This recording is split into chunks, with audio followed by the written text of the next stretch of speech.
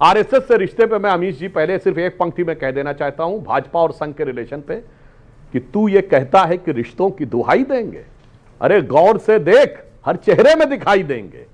तू ये कहता है कि रिश्तों की दुहाई देंगे, गौर से देख हर चेहरे में दिखाई देंगे, और हम तो महसूस किए जाते हैं खुशबू की तरह, कोई शोर नहीं है जो सुनाई देंगे। अब मैं जाति के ऊपर बोलना चाहता हूं।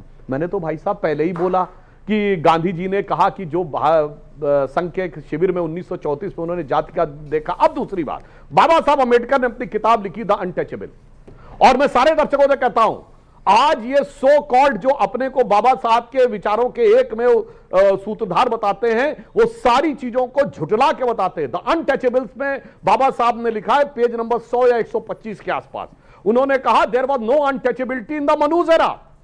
भारत में अनटचेबिलिटी और जो कास्ट सुप्रीमेसी है ये 4वीं शताब्दी के बाद पहली बार दिखी, और 7वीं शताब्दी से पहले इसका भारत में अस्तित्व नहीं था। अरे मेरे भाई विवेक जी और सतीश सिंह जी और कान खोल के सुनिए, बाबा साहब ने किताब लिखी हु वर शूद्रास।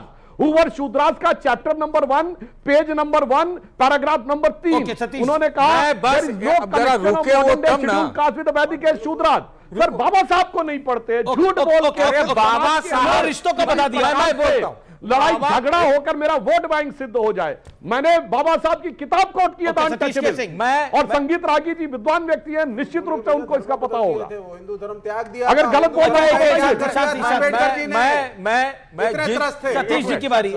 जिस दिन आरएसएस वाले इस बात को साबित कर देंगे कि भाई ये जाति में कुछ बदलाव किया गया है सोच में, तो मैं मान लूंगा। मुझे तो बस यही पूछना था जो अभी विवेक ने मेरे से पहले पूछ दिया कि सब यही कुछ था हिंदू कास्ट ऑर्डर में, तो फिर एनिहिलेशन ऑफ कास्ट कह के बौद्ध धर्म क्यों डॉक्टर अंबेडकर ने अपनाया? हाँ बस नहीं, पर संघ पर डिबेट हो रही है, डॉक्टर अंबेडकर पर डिबेट हो रही है। हिंदू अच्छा आप मानते हैं, आप कहना चाह रहे हैं कि संघ इस देश की 80% आबादी हिंदू सुप्रीमेसी को मेंटेन करना नहीं। देखिए आज देश के प्रधानमंत्री ने कहा है विविधता में एकता की बात, जब वो पोस्टल स्टैंप जारी कर रहे थे। ये मुझे विविधता में एकता जो डाइवर्सिटी है, इसका जो एक्सप्लेनेशन है, इसका स्पष्टीकरण है, इसके ऊपर क्या सोच है संघ का, मुझे नहीं समझ में आया। Okay 40 second. देखिए बीज से ही तना भी निकलता है, उसका फल भी निकलता है, कंद भी निकलता है, लेकिन जिसको कहते हैं जाइलम फाइलम वो सब एक ही होता है। हम ये मान करके चलते हैं कि देखिए जिस देश में 33 करोड़ देवी देवता हो और फिर भी मंदिर बनता हो, कोई देवता टकराता नहीं है। एक घर के अंदर कोई शाक्त है, कोई वैष्णव है, कोई और ढूंढ रहा है और कर रहा है। आरएसएस और बीजेपी के रिश्ते के ऊपर आप क्या कहते हैं? देखिए मैं जातिवादी नहीं इसकी व्याख्या उन्होंने बहुत अच्छी की है। संघ कुछ नहीं करता, स्वयंसेवक सब कुछ करने के लिए स्वतंत्र है।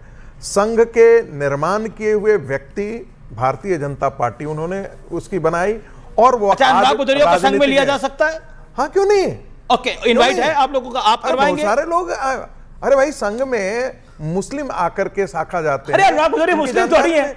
नहीं कश्मीर के अंदर शाखा में मुसलमान भी शाखा के अंदर आते हैं। पर अनुराग भदौरिया मुसलमान थोड़ी है, हिंदू है भाई। मैं तो कह रहा हूं हर कोई संघ हर को स्वागत करता है। और मैं कहता हूं इन्होंने कहा था कि भाई बंच ऑफ थॉट के अंतिम में गुरु जी का एक इंटरव्यू है, और वो भी किससे? एक पत्रकार के साथ इंटरव्यू है जिसमें उन्होंने हिंदू मुस्लिम प्रश्न पर बहुत लंबी चर्चा की है। आरएसएस पढ़ लीजिएगा तब आपको पता है आरएसएस राष्ट्रीय स्वयंसेवक संघ मुस्लिम विरोधी नहीं है। आरएसएस के ये मानसिकता है तोड़ने की, उस मानसिकता के मानेंगे। आरएसएस अनुराग भदौरिया उत्तर से दक्षिण तक, पूरब से पश्चिम तक आरएसएस की विचारधारा ने अपनी जगह बनाई है और तमाम विरोधों के बाद बनाई है। तो देखिए मेहनती तो ये लोग हैं, इसमें तो अब कोई दोहराई नहीं है। तो क्या आपको लगता है कि समाजवादी पार्टी को भी संघ से सीखना चाहिए? देखिए जब दो रिश्तों को बचाने के लिए, दिखाने के लिए शेर और शायरी का उपयोग हो, तो समझो रिश्ते में कहीं ना कहीं दरार है। एक बात दूसरी बात, स्वामी विवेकानंद जी की बात कर रहे थे अभी सुधांशु जी। अगर स्वामी विवेकानंद जी को आपने ठीक से सुना होता, पढ़ा होता, तो आरएसएस की जिस तरह की राजनीति अब करती है, पीछे से ऐसी राजनीति नहीं करती। आरएसएस नफरत के अलावा बात करती कहां है भाई? आप तो मुस्लिम लीग के बारे में सोचते थे, मुस्लिम लीग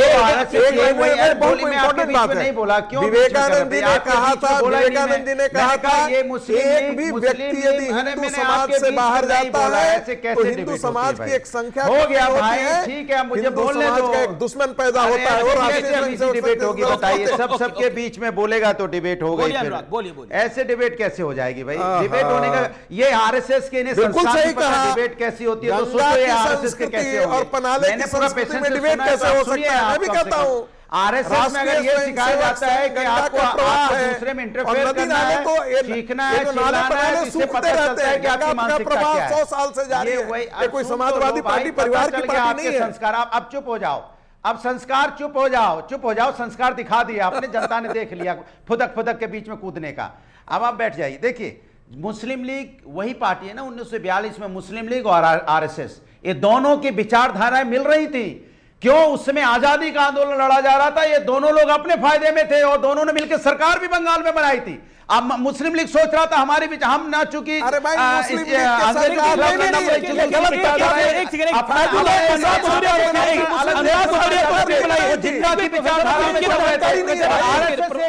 सरकार तुमको जानकारी नहीं है, पढ़ते लिखते नहीं हो, जानकारी नहीं है। एक सेकंड, अच्छा वो फैजुल हक के साथ सरकार, एक सेकंड संगीत भाई विरोधी था। अरे काय चिल्लाते हो, इतना बीपी हाई क्यों करते हो? आरएसएस ऐसा सिखाता है क्या? अच्छा एक सेकंड, मैं अपनी बात कह रहा हूं ना। अच्छा okay, hold on, okay, audios down. अरे पढ़ लिख के ही बता रहा हूं भैया, कैसे बात कर रहे हो आप? अनपढ़ की तरह बात करो बीच में, हा चिल्ला रहे हो। ये आरएस ने सिखाया क्या बीच में चिल्लाना? थोड़ा शांति से बोलो, मैं शांति से बोलो, आप भी शांति से बोलो। अच्छा भाई आप आजादी के आंदोलन और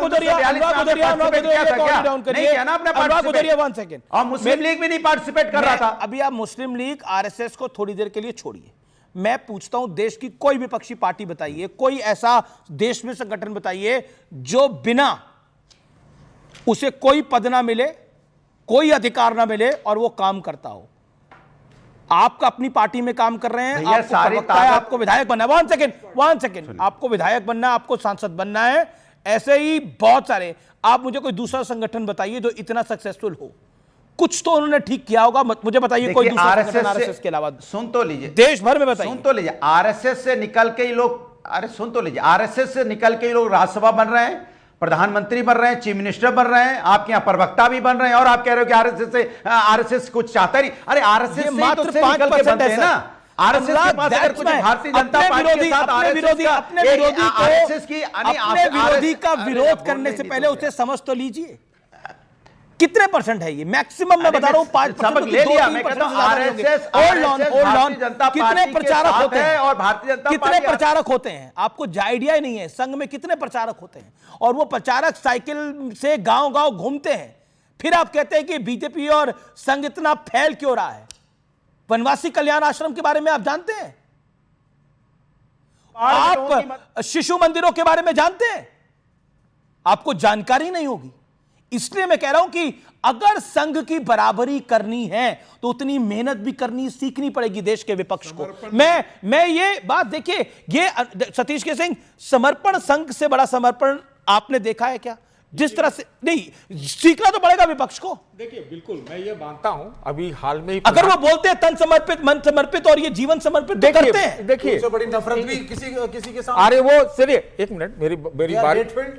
मैं ये कह रहा हूं कि अभी तो प्रधानमंत्री जी ने दुनिया का सबसे बड़ा एनजीओ इसीलिए लगता है बताया था, पेरेंटल नहीं बताया था, एनजीओ बताया था।